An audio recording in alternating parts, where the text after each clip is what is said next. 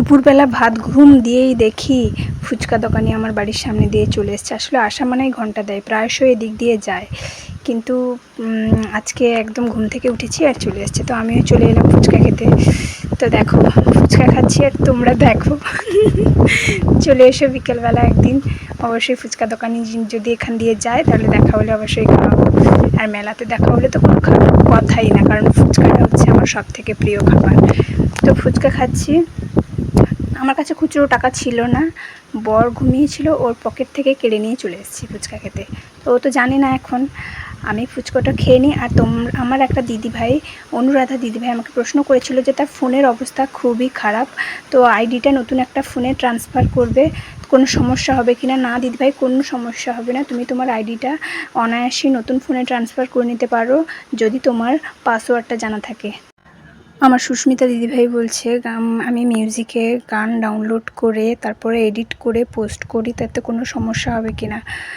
দেখো মিউজিকের কথা ঠিকঠাক বলতে পারছি না, যেহেতু গ্যালারিতে গান যদি সেভ হয় বেশিরভাগই কপিরাইট আসে না, কোনো সমস্যা হয় না, কিন্তু অনেক অনেক ক্ষেত্রে হয়, খুব কম ক্ষেত্রে যদিও হয়, তবুও মিউজিকের ক্ষেত্রে গ্যারান্টি দেওয়া কোনো নেই। যেহেতু আমি দোকানে একা ফুচকা খাচ্ছি, তাই ফুচকাওয়ালা তো মানে দিয়েই যাচ্ছে, আর আমি তো একা শেষ করতে পারছি না। ভাবক কীরকম অবস্থা, একটা ফুচকাওয়ালার এক হাতে আর একটা অন্য হাতে, আর একটা জলের ভেতরে ডোবানো, আর আমার মুখে একটা, হাতে একটা, বাটিতে একটা, এরকম অবস্থা। তো বলতে বলতে ফুচকা খাওয়া তো শেষ। ছেলের এখনও ঘুম ভাঙেনি, তাই ছেলের কোনো সমস্যা না, ছেলে ফুচকা খাওয়ানো যাবে না, কারণ ফুচকাতে নুন দেওয়া থাকে, আমার ছেলের নুন খাওয়া বারণ আছে, তাই ছেলেকে উঠাইনি আর আমি ফুচকা খাচ্ছি। ছেলে উঠলে আমি খেতে পারবো না, তাই আমি ফুচকাটা খেয়ে নিলাম। কিন্তু তোমাদের দাদাভাই উঠে পড়েছে, কী সমস্যা দেখো তো, ফুচকা খাতে শেষ হয়নি, ও উঠে পড়েছে। তারপরে ভাবে না, উঠেই যখন পড়েছে ওর জন্য দুটো নিয়ে যাব, খাওয়া শেষ হলে শেষ দুটো ওর জন্য নিয়ে যাব, দেখি যদি খায়।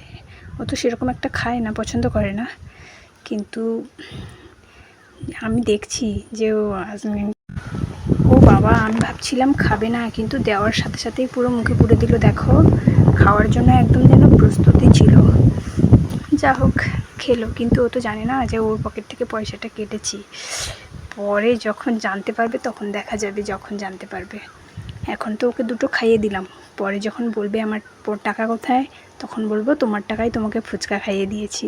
ঠিক বললাম তো বন্ধুরা? আর এতক্ষণ আমার ভিডিওটা ওয়াচ করার জন্য অসংখ্য অসংখ্য ধন্যবাদ।